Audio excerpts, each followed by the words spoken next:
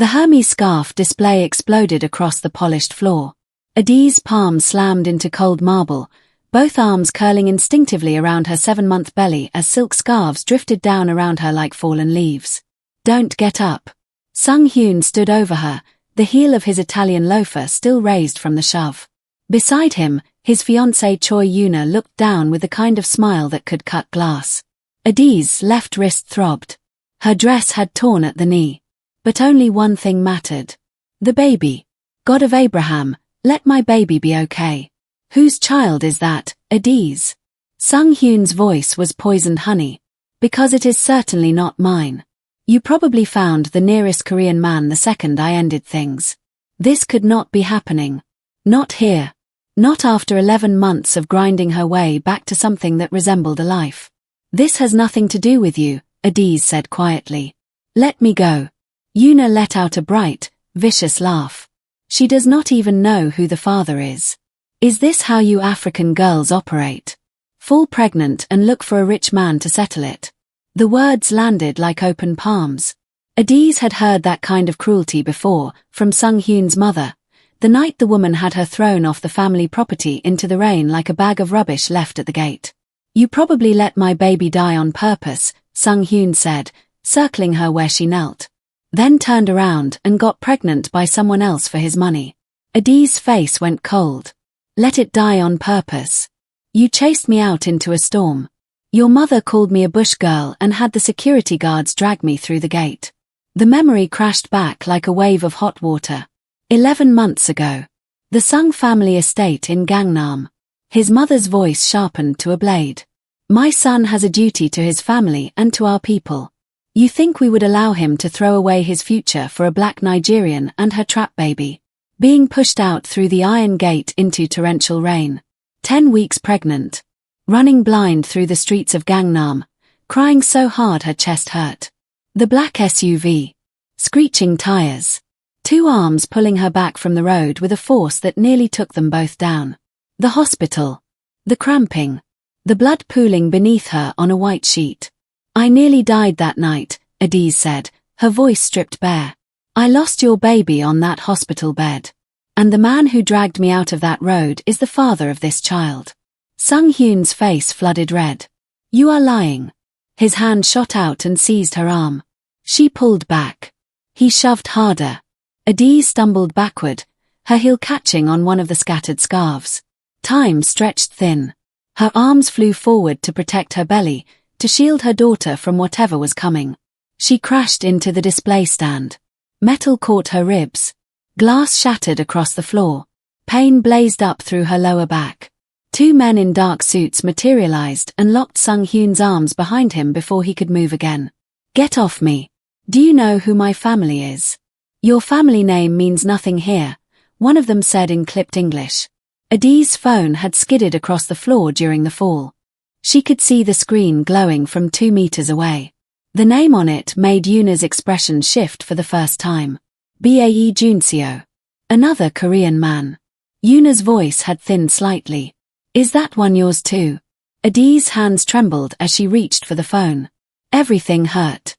But only the baby mattered. Just the baby. "Joonseo," her voice cracked the moment she spoke. "What's wrong?" His voice cut through the noise, sharp and immediate. "I'm at the mall. I fell." "The baby." His tone dropped to something very still. "Are you hurt? Is our daughter hurt?" "I don't know. Stay where you are. Do not move from that spot." A brief pause, then rapid Korean spoken to someone nearby. Then back to her. "Who is there with you?" She looked at Sung Hyun, watching the recognition crawl across his face. "My ex Sung Hyun." Silence. The kind that settles before something irreversible happens. The one whose family threw you into traffic. The one whose son you lost. "Yes. Good." Something in his voice made her stomach tighten. "I have been waiting a long time for this. Keep him exactly where he is." Sung Hyun had gone the color of old concrete. "Bae Joonseo. You married him?" His eyes, the same eyes that had watched her hauled through a gate like she was worthless, were now wide and glassy with something she had never seen in them before. Real fear. The man whose car nearly killed me the night your family decided I was disposable. The man who held my hand while I bled out your son on a hospital bed. The man who has been praying for this exact moment. Sung Hyun's knees gave. He sagged against the wall, held upright only by the men gripping his arms. Adaeze pushed herself to her feet slowly, wincing, pressing one hand over her ribs and the other over her belly. Mall security hovered uselessly at the edges. A crowd had thickened around them, phones already raised.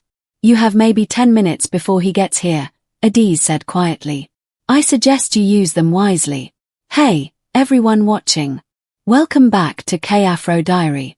If Adaeze's story is already gripping your heart, please hit that like button right now and subscribe to our channel so you never miss a single one of our powerful Afro-Korean love stories. Drop a comment below and tell me what you think BAE Joonseo is about to do when he walks through those doors. I genuinely read every single prediction you leave. Now let us get straight back to this story. The mall entrance opened and the sound of the crowd changed first. Not one vehicle. Not two. A convoy. 5 black SUVs pulling up in a formation so deliberate it made the security guards at the door step back without deciding to. Doors opened in unison. Men in dark suits fanned out across the entrance like a tide coming in. And at the center of it all, moving with the unhurried certainty of someone who had never once needed to announce himself, was BAE Joonseo. All black. Jacket, shirt, tie, shoes. As though he had dressed for a burial. His face was carved and completely still, the kind of face that made people look twice not because it was warm but because it was dangerous and beautiful in the same breath. His eyes swept the space and found Adaeze before he had cleared the entrance. The noise of the mall seemed to die around him. He crossed to her without slowing, his men spreading around them in a loose half-circle that the crowd parted for without needing to be asked. BAE Joonseo dropped to a crouch directly in front of her, hands hovering, afraid of landing somewhere that would hurt her more. Yobo, he said, very softly. Where does it hurt? Has she moved? The same hands that had broken things and ended ambitions trembled slightly as they moved carefully across her. She moved just before you called, Adaeze breathed. I think she is okay. He closed his eyes for a single moment. When they opened again, everything gentle in them was gone. Hospital. Now. But first he rose to his full height and turned to face Sung Hyun. The man Adaeze had just been speaking to had vanished completely. What remained made the security guards find reasons to look elsewhere. Sung Hyun. Not a question. A door closing permanently. Mr. BAE. I did not know. I swear it. You did not know that the pregnant woman you shoved onto the floor was my wife. That she is carrying my daughter. I did not know she belonged to you. You thought she still carried your child. The one she lost because your family drove her out into traffic. Sung Hyun's face moved through shock, confusion, and then something rawer underneath. She never told me she had lost it. You blocked her number. You released your engagement announcement 3 days later. You made it impossible for her to reach you. Joonseo's voice stayed pleasant, which somehow made every word land harder. Let me tell you what actually happened that night. His second-in-command, a lean man named Woo Chan-sung, stood just behind his right shoulder, hands clasped. She walked out in front of my vehicle on a 4-lane road. I stopped with less than a meter between us. Yuna made a small, involuntary sound. Seoul National Hospital. 2.5 hours of hemorrhaging while doctors fought to save what remained of your child. A boy. She miscarried your son at 15 weeks while you were being photographed at your engagement dinner.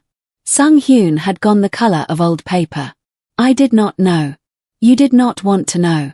There is a very significant difference. Joonseo crouched down until he was level with Sung Hyun against the wall. I promised her that night, if I ever met the man who broke her so badly that she walked into traffic, I would make sure he understood exactly what he had taken. I will give you anything. Whatever you want. I do not want your money. His smile was polished and cold as glass in winter. I want you to spend the rest of your life understanding consequences. He straightened and turned to Chan-sung. Both of them. Separate rooms. Neither leaves this building. Then he turned back to Adaeze and lifted her as though she weighed nothing at all. She wrapped both arms around his neck and pressed her forehead against his jaw and breathed him in. He settled her into the back seat of the vehicle. Soft music, the smell of warm leather, his hand not leaving hers for a single second. Hospital, he told his driver. And then quietly, to her, I have you, Ada M. My own. Adaeze laced her fingers through his and felt their daughter move beneath her palm. Still here. Still fighting. As the vehicle pulled away, she looked back through the rear window. Through the glass facade of the mall, Sung Hyun sat folded against the wall, surrounded by dark suits. 11 months ago he had decided she was worth nothing. Today he had raised his hand against her while she carried another man's child. And now the full meaning of that decision was just beginning to reach him. Seoul National Hospital, the place where everything had shattered and then, quietly and without warning, begun to grow back. Dr. Jang Hiram, not a resident but the head of the maternity unit, arrived within 10 minutes. 25 minutes of thorough examination. Ultrasound. Blood pressure. Full physical assessment. Your daughter has a strong, steady heartbeat, Dr. Jang said. No signs of fetal distress. You have bruising along your lower ribs, a mild sprain in the left wrist. 48 hours of complete bed rest. But she is perfectly fine. You are both fine. Joonseo's entire body released tension it had been holding since the phone call. Once Dr. Jang stepped out and left them alone, Adaeze reached across and took his hand. See. We are fine. Both of us. He brought her knuckles to his lips. You are fine now. And from this point forward, you do not go anywhere without a full security detail. Not a driver. Not one man. A full detail. I had someone with me today. One person was not sufficient. Not for my wife. Not for my daughter. His jaw was tight. This is my fault for not seeing it sooner. This is not your fault, Joonseo. It is his. A flicker of something moved through his eyes, dark and deliberate. Yes. It is entirely his. What will you do to him? Tell me what you want and that is what happens. Adaeze was quiet for a moment. She thought about Sung Hyun circling her on the floor. About Yuna's laughter. About his mother's voice in the rain that night. I want him to lose something he cannot replace with money. The way I lost our son. Joonseo's smile came slowly, cold and satisfied as a verdict. Then that is exactly what we will give him. That night at the penthouse he drew her a bath scented with shea and warm oils, the kind her mother used to prepare after a long market day in Enugu, the memory of which made her chest ache with a love that distance had never managed to reduce. He helped her undress without speaking, his fingers tracing the bruises forming across her ribs and back, each one darkening his expression further. Don't go somewhere I can't reach you, Adaeze said softly. Just be here with me tonight. He lowered himself into the water behind her, arms circling her carefully, one large hand resting against her belly where their daughter moved in slow, lazy rolls. Tell me, he said after a long quiet. That night. When you stepped into the road. What were you thinking? He was still for a moment. Then, I was coming from a meeting that had gone badly. My mind was somewhere else entirely. I came around that bend and you were just there in the road and I understood immediately that I was not going to be able to stop. His heartbeat quickened against her spine. Chansung grabbed the wheel with me. We cleared you by maybe half a meter. When I stepped out of the car you were standing in the rain completely still, crying the way people cry when they have moved past caring what happens to them next. Something about the way you stood there, he continued. I knew someone had broken you past the point where pain had any meaning anymore. Then you collapsed and I drove to this hospital like I had never driven anything in my life because I was not going to be the person who left you in the street. Adaeze turned in the water so she could see his face. You saved my life. He cupped her cheek with one hand. You saved mine. I was hollowing out. Everything I had built, everything I controlled, and there was nothing alive inside any of it. Then you arrived, completely destroyed, and suddenly I had something worth protecting. Something that mattered more than all of it combined. You are not a monster. I am, he said, simply and without self-pity. But I am yours. That changes the entire calculation. He had ordered Ifo Riro from the Nigerian restaurant in Itaewon that she had stumbled on 6 months into her recovery, the one that smelled like home the moment you pushed the door open, The one that made her cry the first time she ate there because the ugu leaves tasted exactly like her mother's kitchen in Enugu. They ate in bed with the city glittering below them, Adaeze tucked against his side. Then his phone moved on the nightstand. Chansung. Permission to begin the full review. He set down his fork. I want everything. Every account, every transaction, every secret. Everything that can be used. Adaeze's hand rested over her belly. Do it. Once we begin there is no stopping it. She met his eyes. Good.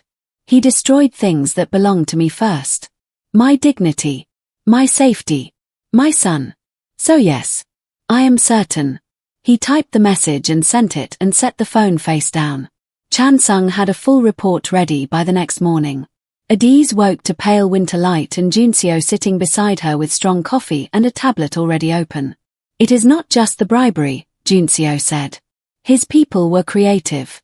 He pulled up the files. Shell companies in Jeju. 3 city planning officials with payments traceable back to the Sung family. A 4-year cocaine habit his family had been quietly managing through private clinics. But that is not the worst of it. Adaeze sat up straighter. What? 9 months ago he was driving under the influence on the Mapo Bridge approach road. He hit a pedestrian crossing at a legal crossing point. A young man named Kim Yushin, 22 years old, died before the ambulance reached him. Adaeze's hand went still around her coffee cup. He killed someone. His family spent 4 days erasing it. They paid officers, silenced witnesses, destroyed surveillance records, and found a replacement to take the blame. Kim Yushin's younger brother, Kim Do-won. He is 11 months into a 10-year sentence for a death he had absolutely nothing to do with. Adaeze put her cup down very slowly. An innocent man is sitting in a cell right now. He kills someone, frames a stranger, walks away clean, and then pushes a pregnant woman in a shopping mall. That ends now. Chansung appeared in the doorway. The surviving family, their mother has advanced Parkinson's.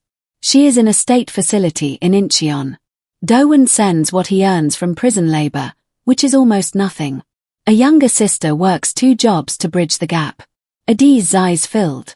Kayem. Another family. Another mother. Another set of lives unmade by one selfish man's cowardice. Get him out, she said, turning to Joonseo. Please. Get Do-won out and take care of his family properly. You are sitting here with bruises on your ribs and you are worried about strangers. That is what you did for me. He pressed his lips to the top of her head. This is why I love you the way I do. Then he looked toward the doorway. Chansung. Best criminal defense attorney in Seoul. Emergency appeal, filed today. And move the mother. Private facility. Best specialist for her condition. Full-time care. Private room. Yes, boss. Chansung left. Adaeze leaned against Joonseo's shoulder. What is the full plan? We saved Do-won. We destroy Sung-hyun. We make absolutely certain that everyone in this country knows exactly who he is. His arm came around her. His family threw you away to protect their reputation. Let us find out how much that reputation is worth once every journalist in Korea understands their son is a murderer and a coward. We give Chairman Sung a single choice. Cooperate with prosecutors and provide full testimony, or we release everything simultaneously to every outlet. He will cooperate. Men like him always choose the company over the sun. He will hand Hyun over before the 48 hours are finished. And once Sung-hyun is in custody, we ensure he does not see daylight for a very long time. 3 days later, at the Seoul Central District Prosecutor's office, Prosecutor Oh Sun-young stood before a room of cameras. Behind her, a photograph of Kim Yushin, 22 years old. Smiling. Alive. 9 months ago, Kim Yushin was killed in what his family was told was a hit-and-run by an unknown driver. His brother was told he had been identified as the responsible party. That brother has been imprisoned for nearly a year. She paused. That account was entirely fabricated. Evidence demonstrates that Kim Yushin was killed by Sung-hyun while driving under the influence of cocaine. His family coordinated a systematic cover-up involving bribery of law enforcement officers, destruction of surveillance footage, and the deliberate imprisonment of an innocent man. The room fractured into noise. Kim Do-won has spent 11 months in detention for a crime committed by Sung-hyun. We are filing immediately for his full exoneration and compensation, and we are opening formal investigations into every person involved in suppressing evidence. By early afternoon, every luxury brand had quietly terminated their association with the Sung family. Former friends stopped returning messages. Choi Yoona gave a tearful interview from what appeared to be a borrowed apartment. "I had no idea," she said, voice breaking on cue. "I had absolutely no idea the man I was building a life with was capable of something like this." Adaeze watched from the bedroom, Joonseo beside her. "She is convincing. Almost. Self-preservation dressed in remorse's clothing," he said, closing the laptop. "She is irrelevant now. I want to see him." His head turned immediately. "Absolutely not. Not face to face. But I want you to give him a message from me." She held his gaze steadily. "Tell him I forgive him. Adaeze. Not for his sake. For mine. For our daughter's sake. I need to put this down before she arrives. Before she can feel it in me. I grew up watching my mother carry unforgiveness like a stone in her chest for years, and I will not pass that to my child." He studied her face for a long time. Then he nodded once. "I can do that." Seoul Detention Center. Fluorescent lights. Grey walls. The smell of institutional cleaner fighting a losing battle. Sung-hyun had been there for 6 days. The bespoke clothes were gone. The ease was gone. He looked like a man who had been awake since his arrest, which was close to accurate. Joonseo sat down across from him at the metal table without hurry. Chan-sung waited outside the door. "You did this," Sung-hyun said. "No." Joonseo's voice was mild. "You did this. I only made sure it was visible. My father cooperated. His own father. Your father made the rational decision for someone in his position. Sung Corp stock has already begun to recover. Publicly cutting off a son who killed someone and framed a stranger turns out to be excellent for a company's public image." Sung-hyun's face crumbled. "He chose the company. Like you chose your family's approval over Adaeze. Like you chose your reputation over your son." Joonseo rested both arms on the table. "Do you understand what you threw away? She stood in the road in front of my car in a rainstorm. Do you know what the first thing she said to me was? Pause. She said, 'I have nothing left to live for.' Your abandonment put those exact words in her mouth. 'I am sorry. You are sorry you were caught.' The silence between them was complete. How long? 12 to 15 years depending on how the trial proceeds. Do-won is released on Friday. Full exoneration. His mother has been moved to a private care facility. His sister resigned from her second job this morning. They get their lives back. And I lose mine." Joonseo stood. "I want you to think about the life you could have had. A woman who loved you with everything she had. A son. A future that cost you nothing except the basic decision to treat her like a human being. Cold, unhurried eyes. Instead you chose cocaine and cowardice and the comfortable certainty that people like her did not matter enough to protect." He paused at the door. "One more thing. Adaeze asked me to give you a message." Sung-hyun's eyes came up. What could she possibly want to say to me? "She forgives you." The words landed like stones dropped into still water. "She forgives me." She does. Not because you deserve it. Because she refuses to carry you inside her any longer. She healed. She is happy. She built something beautiful from what you left her with. And she wanted you to understand exactly what that means. The door closed. Sung-hyun sat alone at the metal table as the full weight of it settled. Forgiveness was not release. It was not absolution. It was the sound of a door closing from the other side.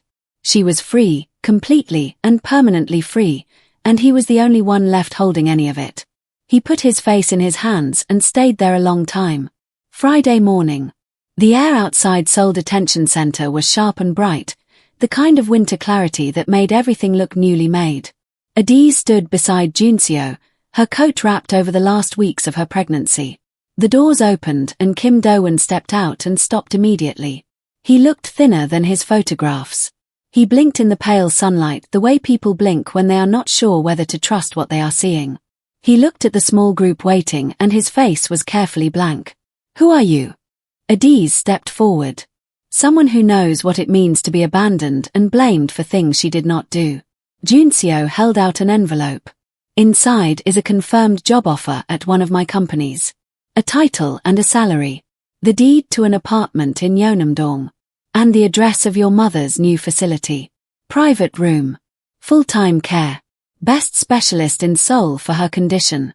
Doeon's hands shook, opening the envelope. He read it once. Read it again.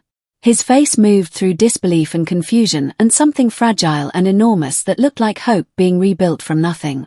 He dropped to his knees on the cold pavement and sobbed, the kind of crying that comes from a place that has been sealed shut for a very long time. Why, he managed finally. Why would you do this for me? Because the man who put you here hurt my wife, Joonseo said. Justice means you get your life back and he loses his. Doeon looked up at Adaeze through blurred eyes. You are the pregnant woman from the news. He pushed you. Yes.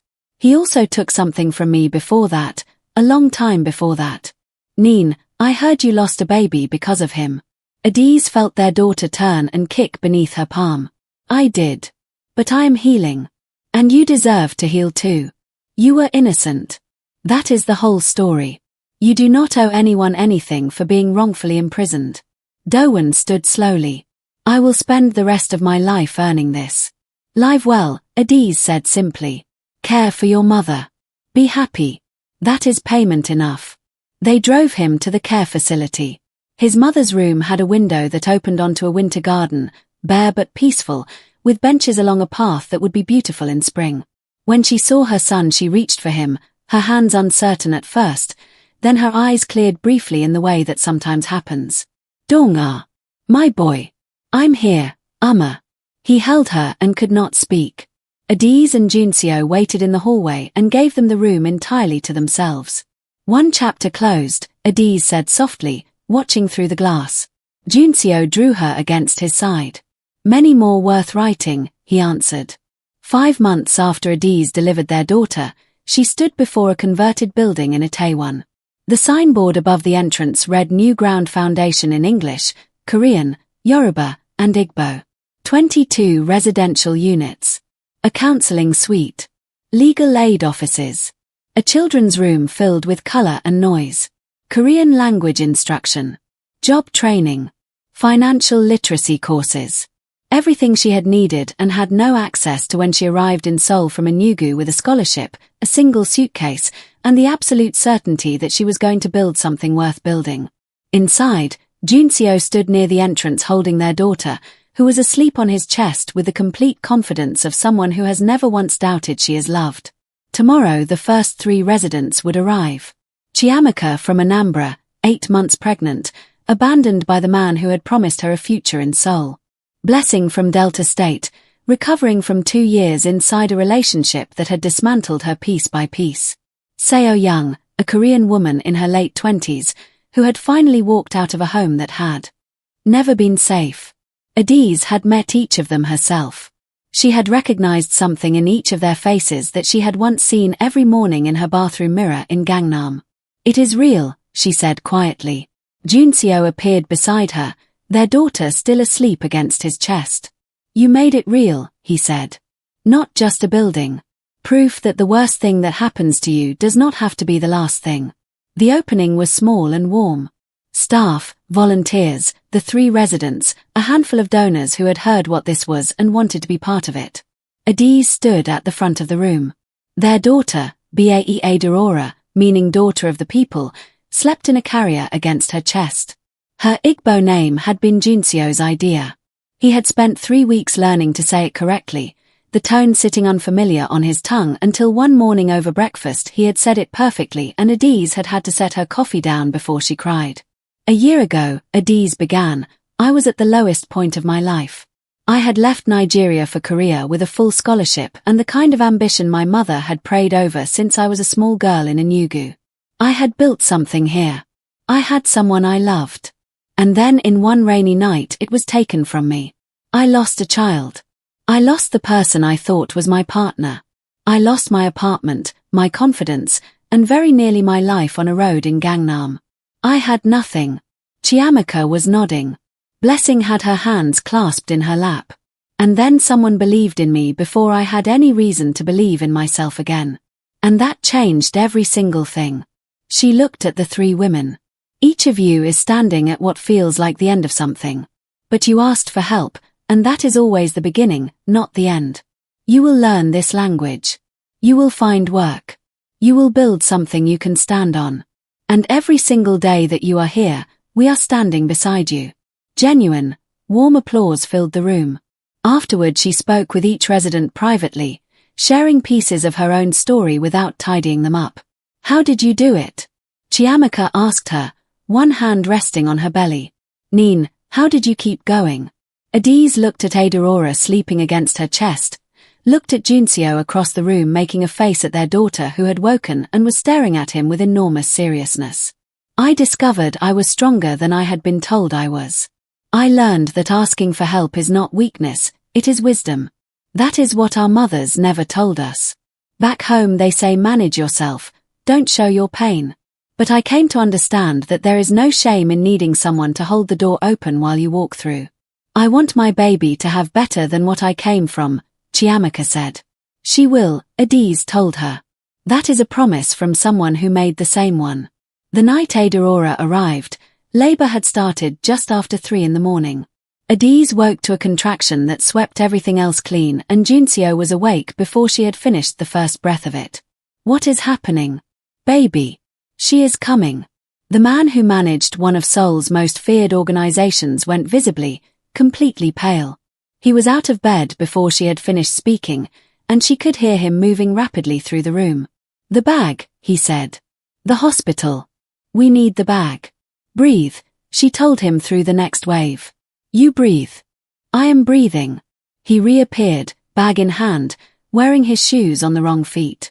You are not breathing, Joonseo. You are catastrophizing. BAE Joonseo. I need you present. I cannot lose either of you. You will not lose us. We are both strong, she said. Take my hand and drive. 11 minutes to Seoul National Hospital. His security detail had cleared every light on the route. Dr. Jang was gloved and ready when they arrived. Let us bring this child into the world properly. 14 hours. Joonseo did not leave her hand for a single minute of it. He talked her through the worst contractions, told her 4 separate times that she was the strongest person he had ever known, and meant it more with each repetition. I cannot do this anymore. His face came very close to hers. You came to a country alone at 23 years old with 1 suitcase and built a life from nothing. You survived loss. You survived abandonment. You rebuilt yourself from the ground up. This is the last hard thing, and I am here for every second of it. I am so frightened. He pressed his forehead to her temple. Me too, Adora. Let us be frightened together and do it anyway. 33 minutes of pushing. Then Dr. Jang's voice, steady and clear. One more. And Adaeze gave everything that remained, and then the room split open with a new sound, outraged and magnificent and completely new. She is here, Adaeze sobbed. Joonseo, who was absolutely not crying, was very clearly crying. She is so small. She is perfect. They named her BAE Adora. Daughter of the people. Grace. Because Grace had found them both in the middle of the rain. Joonseo held his daughter in both hands like a man holding something irreplaceable, which she was and always would be. This man who had spent years being something that frightened the city, standing in a delivery room in Seoul National Hospital, completely undone by the weight of one sleeping newborn. I will give you everything, he told her. I will protect you with every breath I have. I will teach you to be as stubborn and as brave as your mother, which means there is absolutely nothing in this world you will not be able to do. Adora yawned. Went back to sleep. Unimpressed, which Adaeze would later say was her favorite moment of the entire day. 6 months after the foundation opened, Adaeze stood at the podium of a hotel ballroom. 200 people in the room. 43 women helped in 6 months. Plans confirmed for a second location in Mapo. Adora asleep in Joonseo's arms near the back wall. He caught her eye from across the room and nodded once, that quiet private thing between them that needed no translation. A year ago, she told the room, I was at my lowest. She told the truth the same way she always told it, without decoration. Because it was always worth repeating. Then someone believed in me when I had nothing left to offer in return. Chiamaka sat near the front, her son asleep in a carrier across her chest. Blessing had been promoted at the export firm where she now worked. Seo Young had enrolled in a counseling program and was 3 months from completing her certificate. These women came to us at their lowest. They asked for help, which is always the hardest thing to do. They learned the language. They found work. They started businesses and returned to school. Some repaired old ties. Some built entirely new families from people who chose them. Applause from people who understood what it had cost. This foundation exists because someone believed in me first. Now we believe in them. With your support, we can reach many more. Standing ovation. Afterward, a young Korean woman in her mid-20s approached her near the edge of the room. Expensive coat over shaking hands. Mrs. BAE. I need to tell someone. My partner. His family has connections everywhere. I do not know how to leave safely. Adaeze took both her hands. You already took the hardest step, she said. You said the words out loud to another person. Let me show you what is possible now. Joonseo appeared beside them, Adora stirring against his shoulder. He asked the young woman her partner's name very quietly. She leaned in and whispered it. Joonseo's expression did not shift by a single degree. But Adaeze had been married to him long enough to read exactly what that stillness meant. That man's world was about to become very complicated indeed. You will be safe, Adaeze told her. I give you my word. She left with a folder of resources, an emergency contact, an address. Another life to protect, Adaeze said once they were alone. Another person who needed someone to hold the door. It is what we do now, Joonseo said, adjusting Adora against his chest. She had fallen asleep with one fist curled tight around his lapel, the way she always did. That night, their penthouse. Adora asleep in the next room. Adaeze and Joonseo on the balcony, his arms around her, Seoul spreading below them in every direction, glittering and enormous and completely indifferent to everything except those who moved inside it with intention and love. Do you ever think about him?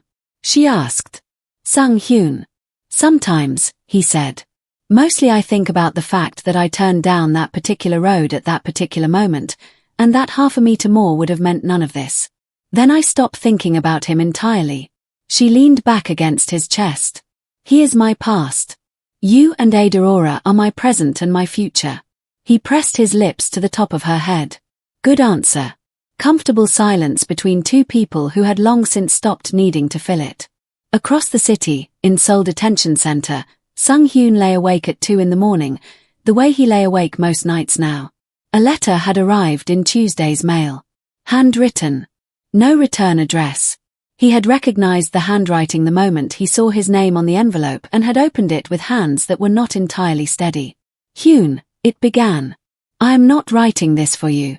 I am writing it for myself, to close a chapter one should have closed a long time ago, and to give my daughter a mother who is not carrying old weight. I forgive you. Not because you earned it. Not because what you did can be measured against forgiveness and balanced. But because I am not willing to carry you inside me any longer. I am Nigerian. I was raised in Enugu by a woman who taught me that unforgiveness is a debt you pay yourself every morning, before anything else. I refuse to keep paying it. So I am putting it down here, in this letter, and leaving it with you. I forgive you for choosing your family's reputation over the life we were trying to build. For letting your mother drive me into the rain and then acting as though I had never existed. For not answering when I called to tell you our son was gone. For every word you said to me in that mall. For raising your hand against me while I carried someone else's child. I forgive all of it. But forgiveness does not mean what you did had no consequences. You are in prison because you killed a young man and allowed his brother to carry the sentence for it. That belongs entirely to you and I want you to think about it. Not the sentence. The man. Kim Yushin. His mother. His brother.